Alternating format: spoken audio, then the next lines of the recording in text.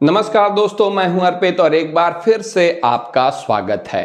पिछले कुछ दिनों से नीतीश कुमार को लेकर लगातार मीडिया में चर्चा थी कि वो भारतीय जनता पार्टी से समर्थन वापस लेने जा रहे हैं। न केवल बिहार से बल्कि केंद्र की मोदी सरकार से भी समर्थन वापस लेंगे और आरजेडी के समर्थन से एक बार फिर मुख्यमंत्री पद की शपथ लेंगे और डिप्टी सीएम बनेंगे तेजस्वी यादव। लेकिन अब खुद तेजस्वी यादव ने ऐसा बयान दिया है, ऐसा खुलासा किया है जिससे पूरे देश की राजनीति में सनसनी मच गई है। यहां पर अगर नीतीश कुमार की बात करें तो उनके बारे में कहा जा रहा था कि वो समर्थन छोड़ देंगे भारतीय जनता पार्टी का और आरजेडी के साथ मिलकर सरकार बनाएंगे। और समय समय पर ऐसी घटनाएं भी हो रही थी जिससे इसे बल मिल रहा था। उदाहरण के तौर पर बिहार में बिजनेस कनेक्ट 2024 का आयोजन सरकार की तरफ से किया गया, जिसमें देश भर के बड़े बड़े बिजनेसमैन आए हुए थे।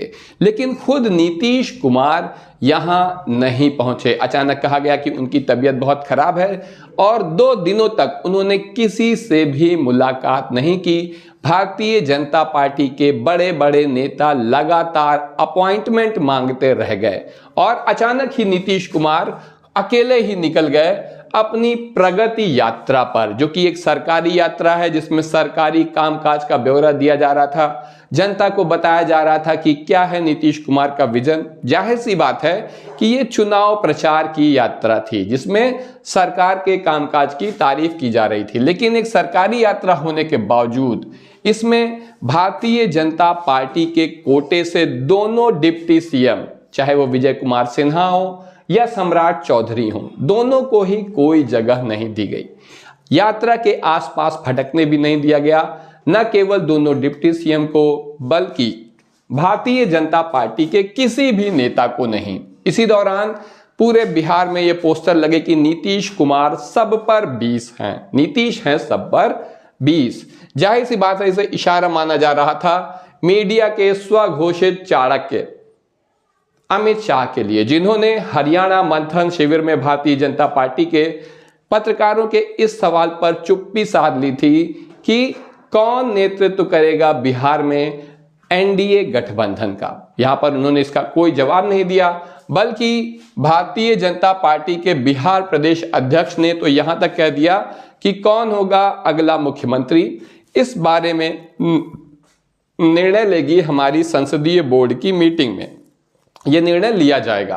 तो जाहिर सी बात है कि ये सब चीजें नीतीश कुमार के गले नहीं उतर रही थी और लगातार ऐसी बातें फैलने लगी कि नीतीश कुमार समर्थन वापस लेने जा रहे हैं भाजपा से।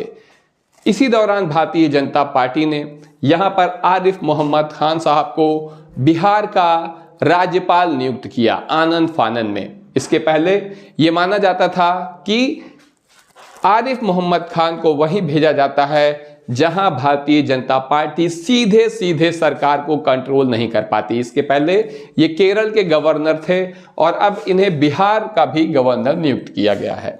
लेकिन तेजस्वी यादव ने बड़ा बयान देकर राजनीतिक हलचल बढ़ा दी है। तेजस्वी ने कहा है, क्या कहा है आइए देखें। इन्होंने सीधे सीधे कहा है कि नीतीश कुमार की पार्टी हाईजैक हो चुकी है और जनता दल यूनाइटेड के सांसद अब भारतीय जनता पार्टी से मिल चुके हैं। नीतीश का अब जनता दल यूनाइटेड पर कंट्रोल समाप्त हो चुका है। इन बातों का स्पष्ट मतलब है कि खुद तेजस्वी यादव को इस बात की कोई उम्मीद नहीं है कि नीतीश कुमार भारतीय जनता पार्टी को छोड़कर राष्ट्रीय आरजेडी के साथ आएंगे, राष्ट्रीय जनता दल राजद के साथ आएंगे। तो अब सवाल उठता है, कौन है वो सांसद जो नीतीश कुमार का साथ छोड़कर भाजपा के साथ चले गए हैं। इसमें बात करें तो पहला नाम आता है राजीव रंजन सिंह का उर्फ लल्लन सिंह का, जो कि जनता दल यूनाइटेड कोटे से केंद्रीय मंत्री हैं। नीतीश कुमार ने ही इन्हें केंद्रीय मंत्री बनवाया है। नीतीश कुमार के खासे करीब और भरोसेमंद नेता रहे हैं। इसके अलावा दूसरा नाम है संजय झा।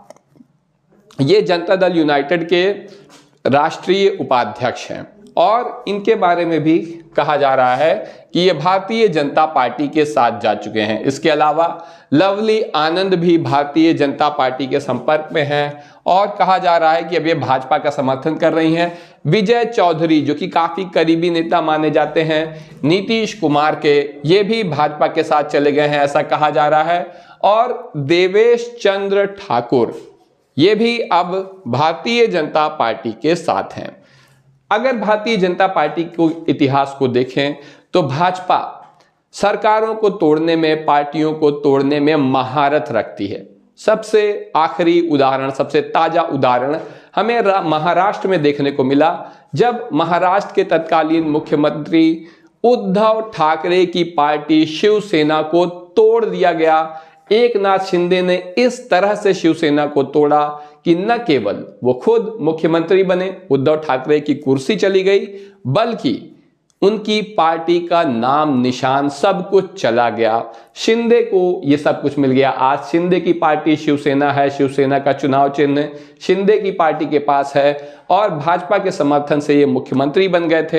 हालांकि आगे चलकर भाजपा ने इन्हें भी दूध में मक्खी की तरह निकाल दिया और अब बेचारे डिप्टी सीएम बनने को मजबूर हैं। इसके अलावा अगर कांग्रेस की बात करें तो मध्य प्रदेश में कांग्रेस ने भारतीय जनता पार्टी को विधानसभा चुनाव में हरा दिया था, लेकिन कमलनाथ के मुख्यमंत्री बन जाने के बाद ज्योतिरादित्य सिंधिया के नेतृत्व में कांग्रेस का एक बड़ा धड़ा टूटकर भारतीय जनता पार्टी के साथ चला गया और एक बार फिर से शिवराज सिंह चौहान को भारतीय जनता पार्टी ने मुख्यमंत्री बनाया। भाजपा की यहां पर सरकार भी बन गई। तो हम देख सकते हैं कि भाजपा का अगर इतिहास देखा जाए तो पार्टियों को तोड़ना और सरकार बनाना कोई बड़ी बात भाजपा के लिए नहीं है। हालांकि बहुत आदर्शवादी होने का दिखावा किया जाता है भाजपा की तरफ से, लेकिन ऐसा कुछ वास्तविकता में नहीं है। और अब जब तेजस्वी यादव ने यह बड़ा आरोप लगा दिया है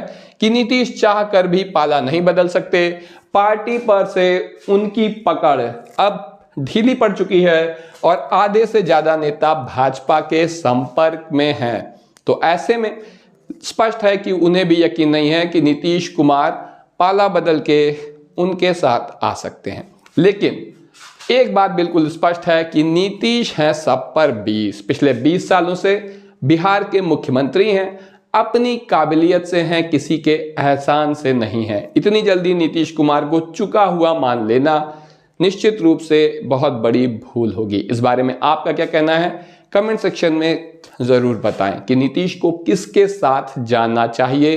क्या भाजपा नीतीश कुमार की पार्टी को तोड़ना चाहती है?